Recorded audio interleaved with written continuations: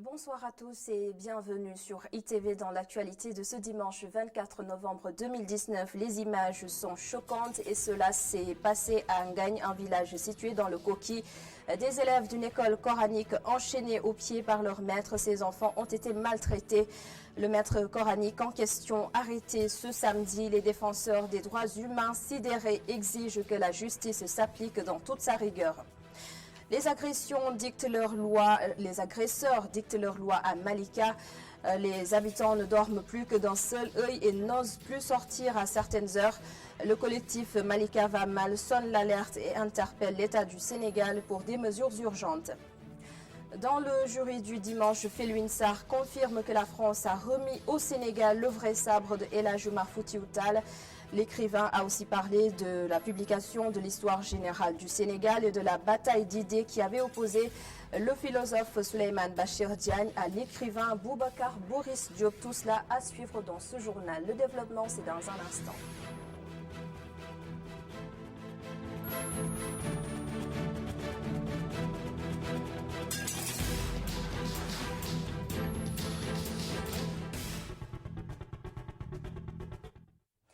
Les images partagées sur les réseaux sociaux ont sidéré plus d'un. Des enfants enchaînés aux pieds, une image qui rappelle l'époque de l'esclavage. Et cela s'est passé à Ngagne, un village situé à une dizaine de kilomètres de Koki. Le maître coranique a été d'ailleurs arrêté ce samedi pour pratiques esclavagistes sur ses élèves. Les défenseurs des droits humains, très en colère, dénoncent ces pratiques inhumaines. Seydi Gassama de Amnesty Sénégal avertit contre toute pression qui pourrait être exercée sur les acteurs de la justice pour la libération du maître coranique. Seydi Gassama s'entretient avec Youssouf Konté. Nous sommes indignés par ces images que nous avons vues et nous pensons que ce maître coranique a été pris en flagrant délit de maltraitance d'enfants. C'est certainement une pratique qui avait long cours dans ce dara et qui finalement aujourd'hui, en tout cas, est tombée dans l'espace public.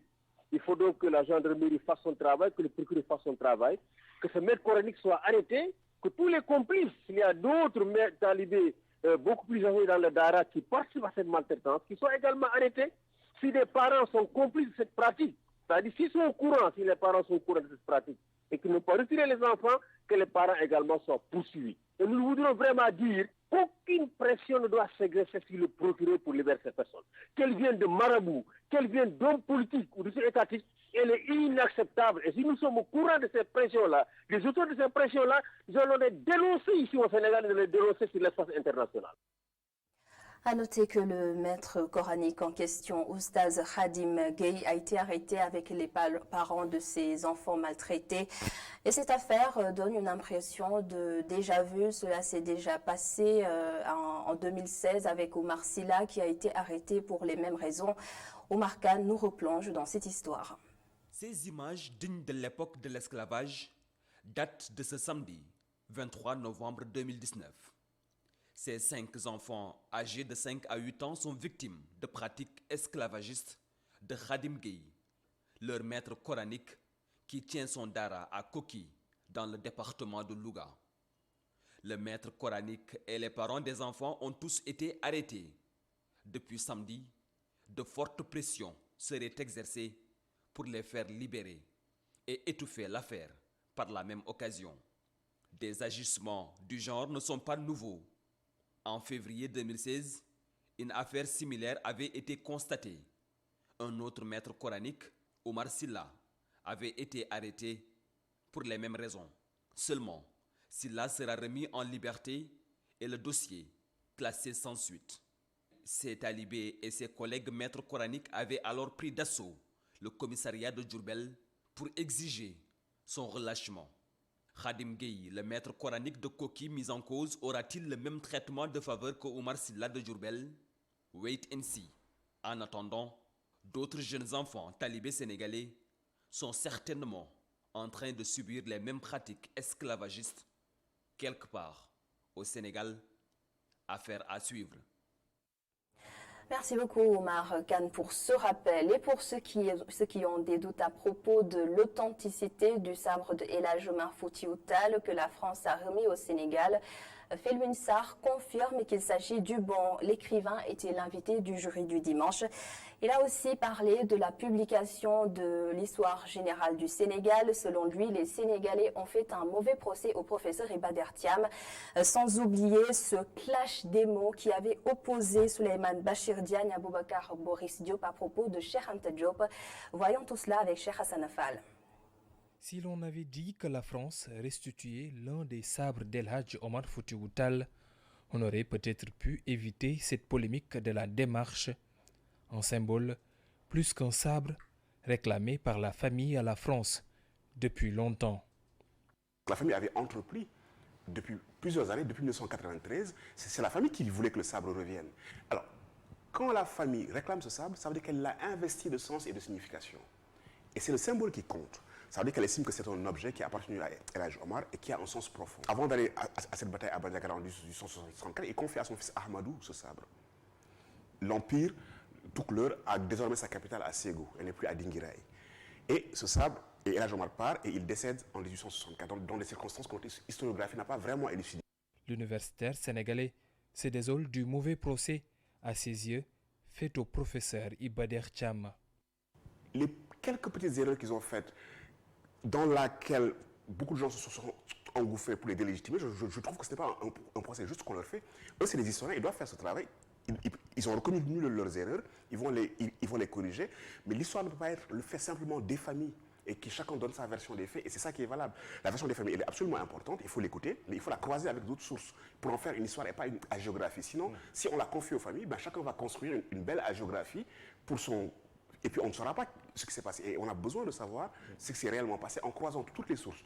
Le co-auteur du livre Restituer le patrimoine africain pense également que l'écrivain Boubacar Boris Diop est allé trop vite en besogne en attaquant Souleymane Bachir Diagne sur l'héritage de Cheikh Anta Diop. Je pense qu'en fait, je pense que Boris a fait un faux procès à Bachir. Parce que ce texte de Bachir, je pense que c'était un hommage à Cheikh Anta.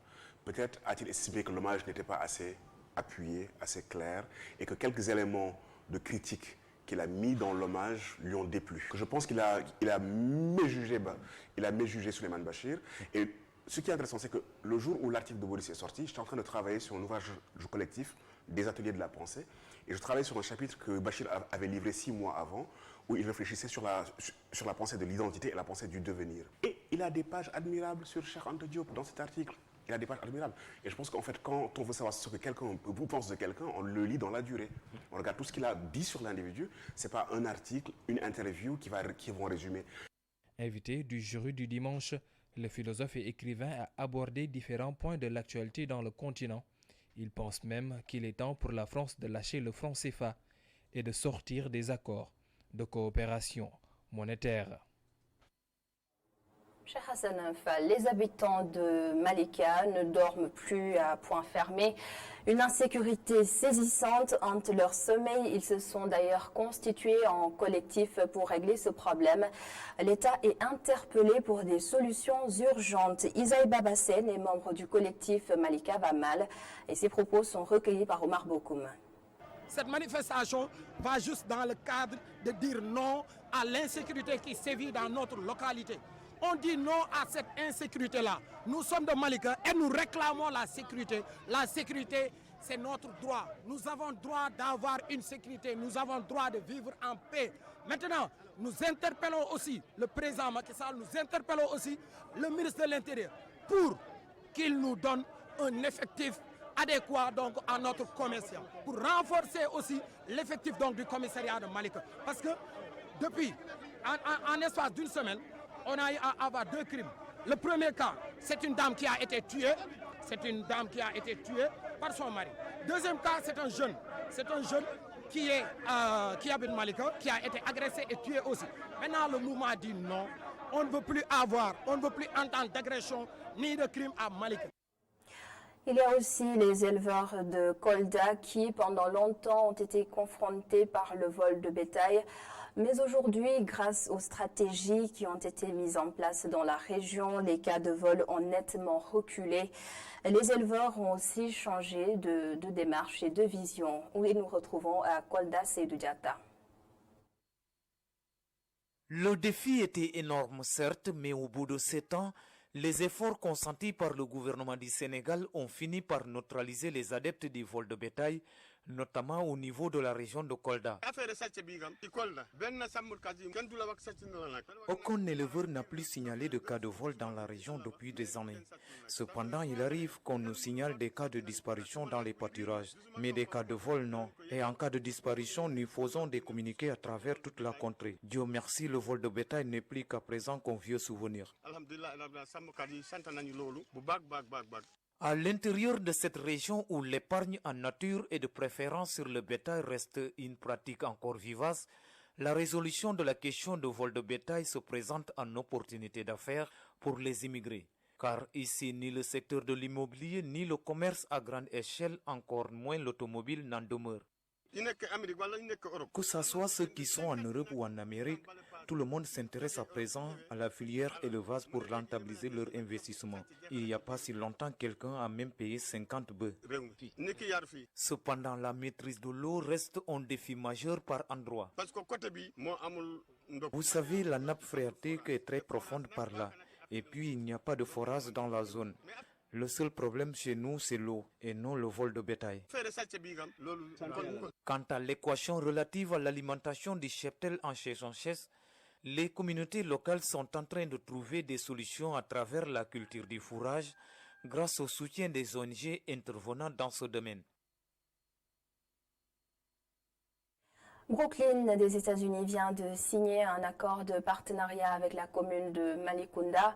Et ce partenariat couvre plusieurs secteurs, l'économie, la santé, la culture et l'éducation. Le maire de Malicounda, Maguette Sen, exprime sa satisfaction au micro de Aliou Kane. Le partenariat il est important dans la mesure où les besoins sociaux de base en Afrique, on sait qu'on ne les a pas encore satisfaits. Mais nous seuls, on ne peut pas y parvenir. Il faut nécessairement un partenariat, une coopération internationale pour que véritablement cette émergence puisse être atteinte. Et je crois qu'il n'y a pas meilleur partenariat que celui avec nos frères d'Amérique. Ceux-là qui sont partis d'ici il y a 400 ans, 400 années, mais qui ont conscience aujourd'hui qu'ils doivent revenir participer au développement de l'Afrique. En tout cas, on est très heureux que ce partenariat-là puisse être lié entre Brooklyn, qui est la ville des États-Unis qui regroupe le plus de Noirs américains, à Malicounda, qui est un terroir riche de sa diversité culturelle. C'est un partenariat dans différents domaines, dans le domaine de l'éducation, de la santé, du développement économique. Donc je crois que ça a été signé aujourd'hui et ça va ouvrir peut-être de belles perspectives. Les femmes de Malicounda sont dans l'activité de production de savons et de produits divers. Demain, on voudrait que des marchés soient ouverts pour que ces femmes-là puissent exporter en Amérique. Et nous reparlons de sécurité, mais sous une autre forme. Les Français et les Allemands proposent de financer à hauteur de 7 milliards de francs CFA les armées africaines dans la zone du Sahel à forte menace terroriste.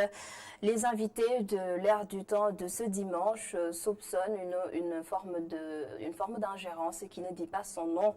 Selon eux, les Africains doivent être au premier rang pour lutter contre le terrorisme. Il s'agit du spécialiste en management et politique publique Daouda Tall et de maître Tidiane Dabo, avocat au barreau de Strasbourg. Synthèse de l'émission avec Oumar Kane.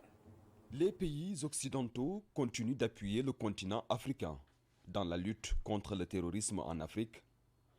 Un appui financier et militaire colossal qui frôle l'ingérence.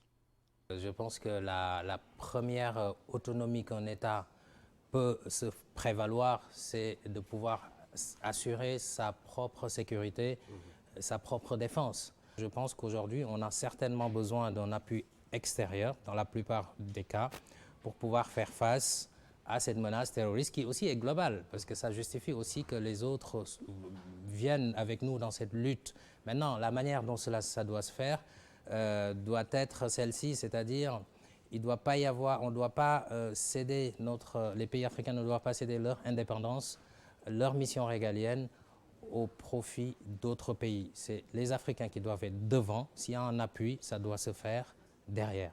Pour les invités de l'Air du Temps, il y a lieu de se poser des questions sur la pertinence de l'implication des pays occidentaux et de changer de méthode.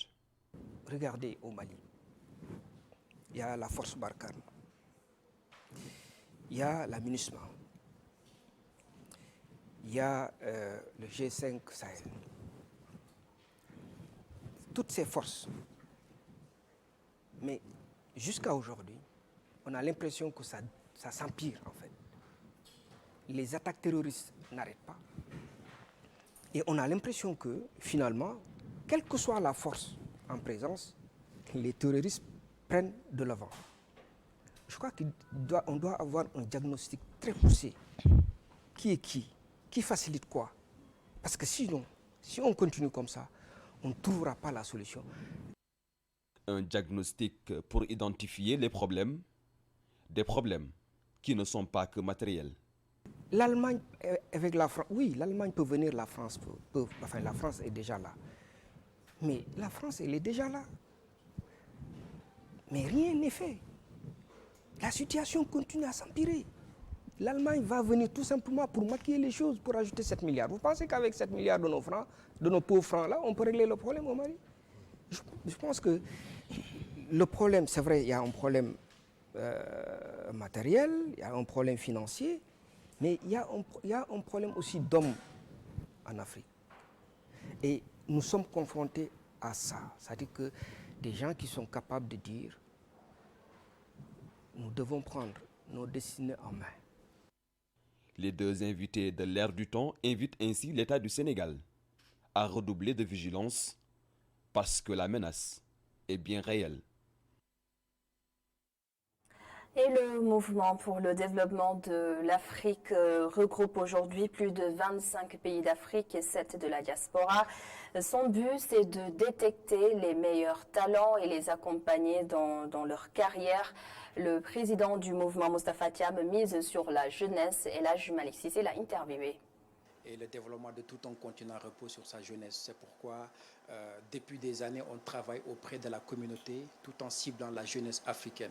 Aujourd'hui, avec MSDA, on regroupe plus de 25 pays en Afrique et les différentes thématiques qu'on travaille, c'est vraiment tout ce qui tourne autour de l'entrepreneuriat social et solidaire, mais surtout l'insertion professionnelle. Donc on fait beaucoup de salons, des forums, des after-work, des concours pitch ta start-up pour détecter les meilleurs porteurs de projets en vue de les accompagner en termes de financement. Mais en parallèle, nous avons un projet parce qu'on évolue dans la vie professionnelle à travers les ressources humaines. On a créé un cabinet qu'on appelle Exigence IT, qui est un cabinet de recrutement par approche directe, qui recrute tous les cadres et dirigeants auprès des sociétés qui en ont besoin. Rencontrer là-bas nos parents, rencontrer toute la population, la jeunesse qui est là-bas sur place. Donc on a prévu de faire des conférences dans des écoles de commerce, dans des universités qui tournent autour des thématiques sur tout ce qui est gestion de carrière, emploi, insertion professionnelle. Oui.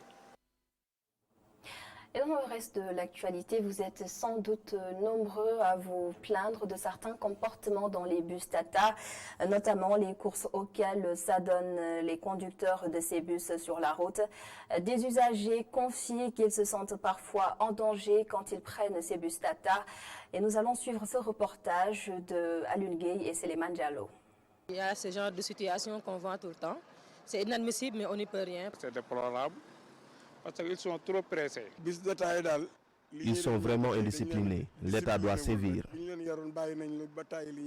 Des usagers qui expriment leur ras-le-bol. Des bus Tata qui font des courses-poursuites sur la route, ils en voient tous les jours. Ils s'indignent de ce mauvais comportement des chauffeurs. C'était même dans un clando et même dans les bus comme ça aussi, je l'ai vécu. Mais on parlait aux chauffeurs, mais pas de quoi. On ne pouvait rien faire parce qu'on n'était pas au volant en fait. Si tu n'es pas au volant, tu ne peux pas faire grand chose. Voilà. En fait, ils se comportent comme s'ils étaient des enfants. Ils sont trop pressés. Et puis il faut qu'ils respectent les gens. Parce qu'on doit faire doucement pour arriver doucement. C'est mieux que de se précipiter. Parce que maintenant, il y a trop d'accidents. Causés la plupart par l'indiscipline, le laxisme. Ils ne respectent pas les clients, mais si l'autorité avait pris de lourdes sanctions, ils changeraient leur comportement. Les chauffeurs de ces bus balaient d'un revers de main leurs propos et soutiennent qu'ils ont tout faux. Je comprends les frustrations des clients, car chacun d'entre eux doit vaquer à ses occupations.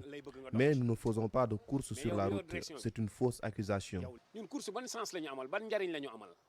Les usagers demandent aux chauffeurs d'être plus prudents sur la route. De changer de comportement, parce que ça, c'est pas un bon comportement. Ni musulmans, ni chrétiens ne doivent avoir ce genre de comportement. Parce que la vie, en fait, c'est pas un jeu. C'est pas un jeu. On ne doit pas jouer avec la vie de quelqu'un. Donc, si tu as des vies entre tes mains, il faut savoir les entretenir. Ils ont tort de pointer du doigt les chauffeurs, mais dans tout secteur, il y a des gens qui sont toujours en marge.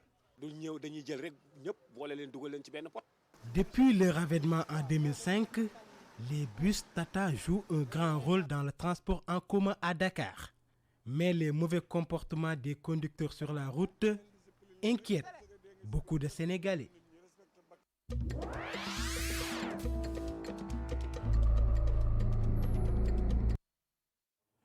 La page internationale de ce soir est signée Mamadou Bipa Sissoko. En Guinée-Bissau, c'est aujourd'hui que le vote pour les élections présidentielles a lieu.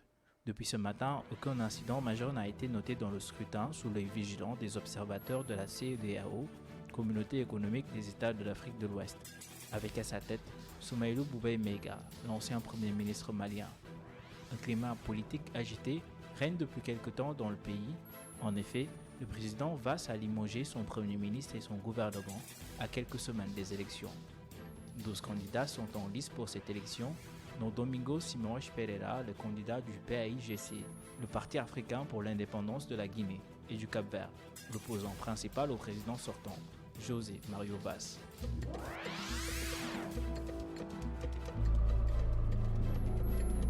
En République démocratique du Congo, un avion s'est écrasé ce matin à Goma, dans le Nord Kivu. L'avion de type Dornier 228 s'est écrasé dans un quartier populaire et 24 corps ont été sortis des décombres pour l'instant et les blessés évacués dans les hôpitaux.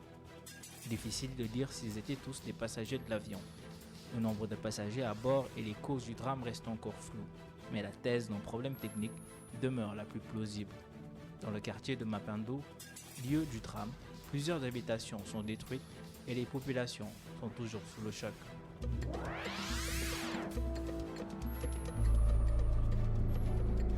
En visite au Japon, le pape François s'est rendu à Nagasaki et à Hiroshima, deux villes frappées par les bombes atomiques en 1945.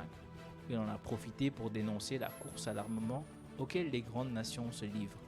Il juge l'utilisation de l'énergie atomique comme un crime. Son intervention a fait écho, même si le pays est composé seulement de 3% de chrétiens. Mais elle embarrasse le gouvernement japonais qui n'a toujours pas ratifié le traité sur l'interdiction des armes atomiques.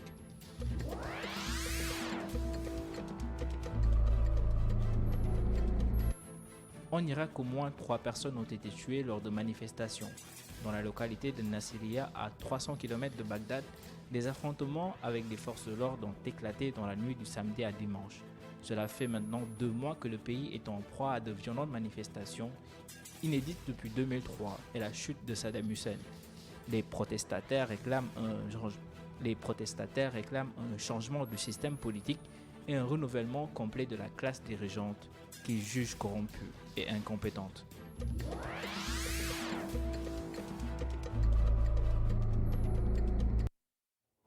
Merci Mamadou Bipa Sissoko pour la page internationale et c'est la fin de ce journal. Merci à vous de l'avoir suivi. Merci également à toute l'équipe de la régie. À suivre, il nous inspire et à 21h, votre émission Idée avec Sophia Ba. Et pour les infos, retrouvez à minuit Baba Ndiaye pour Djuki Pribari. J'ai été particulièrement heureuse de vous avoir accompagné ce week-end. Bon début de semaine à tous et bonsoir.